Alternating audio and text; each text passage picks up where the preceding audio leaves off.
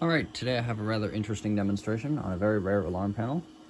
This is my Scantronic SC800. That's the top board. You can ignore the bottom one. It's just a Radionics D6412 that's mounted in the same enclosure. The top one is the Scantronic SC800. This is a very featureful panel. It can have up to 4 partitions and up to 16 zones. I do not have the 8-zone expanding board. It usually connects to this connector here. If someone out there sees one anywhere, please let me know. I'd love to have it. Same with the EKP1L keypad, which is the LED keypad for this panel. I have never seen one for sale on eBay, and would really like to have one. So, on to the point, I'm going to be demonstrating a few interesting features on this panel, because now I got this top keypad just recently. These are both SK1L keypads, which are the alphanumeric ones. See, this one says SK1L. Door is broken on the bottom one. Top one is the one I just got. Door is fine. This one's mislabeled as an EKP1L, but it's really an SK1L keypad. So, that's that. I have 2 partitions set up on this. The bottom keypad is set on partition 1. The top keypad is set on partition 2. Zone 1 is on partition 1. Zone 2 on partition 2. Zones 3 through 8 are not programmed for either partition, but if you see them on the software, that is because they're incorrectly configured on a common partition. I haven't finished setting that up yet, but maybe I'll make a demonstration on that at some point. So, I also have a few different user codes set up. 1111 is assigned to partition 1. 2222 is assigned to partition 2. User code 0000 is assigned to both partitions. And 9999 is a door strike code. The door strike code is used to activate the programmable relay. I have it set up for door strike operation, and that, I believe, was intended so that if you had a secured room behind a door that had an electronic door strike on it, you could access that room by entering a certain code on the keypad, and that code cannot be used for arming or disarming, just for activating the door strike.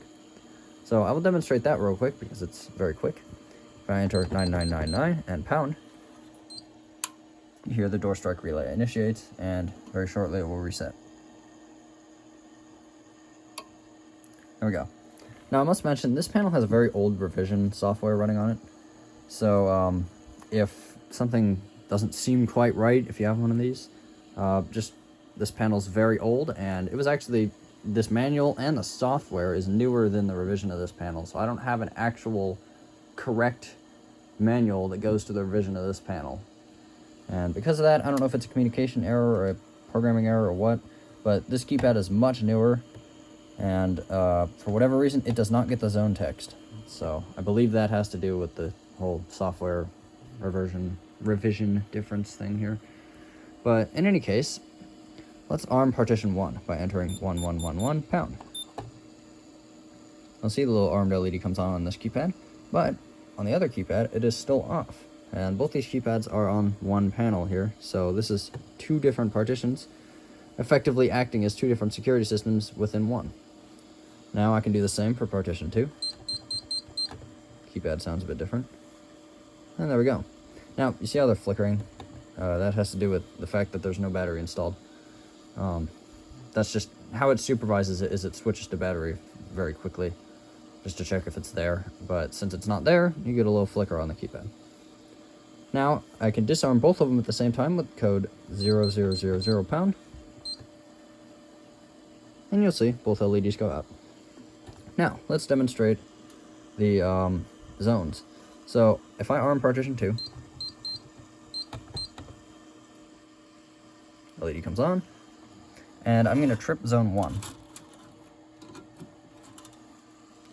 So you'll notice it has no effect on partition 2. However, on the partition 1 keypad, you'll see it shows that zone as violated. So, zones that are not armed at the time do not affect and will not interact with partitions that they are not assigned to. Now, if I trip zone 2, obviously, you hear the relay come on. It's going to go into an alarm condition here. See?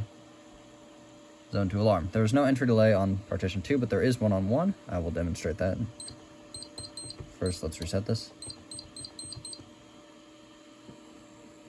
Okay. Now we'll arm partition 1. These keypads are a little bit unresponsive, and we gotta wait 10 seconds for the exit delay. I've disabled the exit delay tone for panel wide here. That's probably enough. Let's trip zone 1. And for whatever reason, both keypads emit a tone. I'll disarm it before the delay expires. I'm not sure why the keypad on partition 2 is emitting an entry delay tone, because it is not at all associated to that zone that just got tripped. So that could also be a revision difference thing here. So I'm not sure. If I get a newer revision SC800 someday, I'll definitely try it out, but for now, I'll just deal with it. Now, as you see, zones do not affect partitions they're not assigned to, except for that one bit, but ignore that.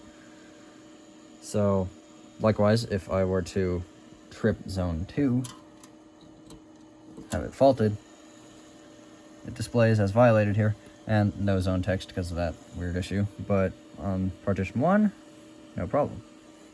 It's completely ready. Now, you'll see the ready LEDs flash all the time. That has to do with there's a trouble present. You'll see the low battery display. Usually this would display ready and the LED would be on continuously. That can be viewed in my other demonstrations of this panel. So let's show operation from the ScanPro downloader software. So we're going to dial the panel. We have Hayes smart modem up here and going through Scantronic, Panasonic phone system.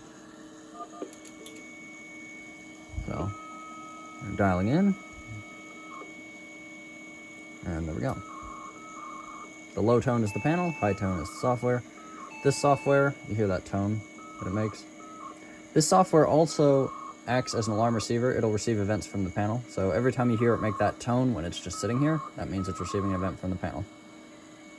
Now we are entering remote operation mode. And there we have it. So that is the remote operation screen. So now, you see zones 3 through 8 I was talking about, they're assigned to common partitions, so I don't know why it displays them as armed, but I guess just, that's probably a configuration error on my part. But you see zone 1 and 2 are not there. Now, I will arm and disarm the areas individually here. So if I arm area, well, area is partition, same term here, I mean the same thing. If I arm it, you'll see, there we go, red LED comes on. And now, if I arm partition 2, same thing happens.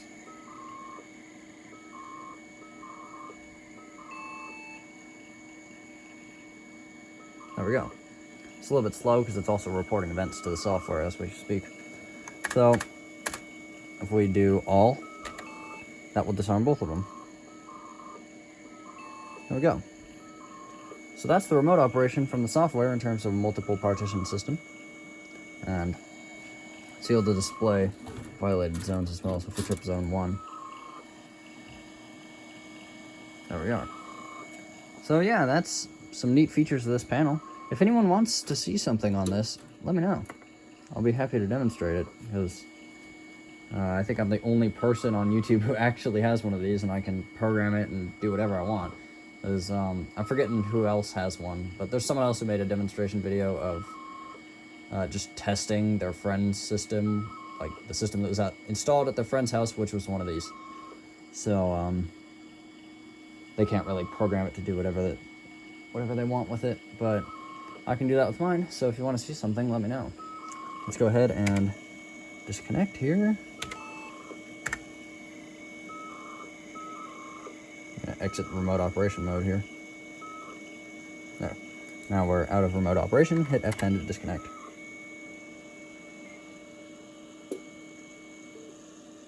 There we have it. So that is the SC800 and its partitioning. Hopefully I'll have another keypad coming soon. So when I do, I'll probably just show that in whatever test. I'm going to set this up in my room shortly. And yeah, that's just a quick demonstration of some of the neat features this panel has. It's got a lot more, but that's all I'll demonstrate for now.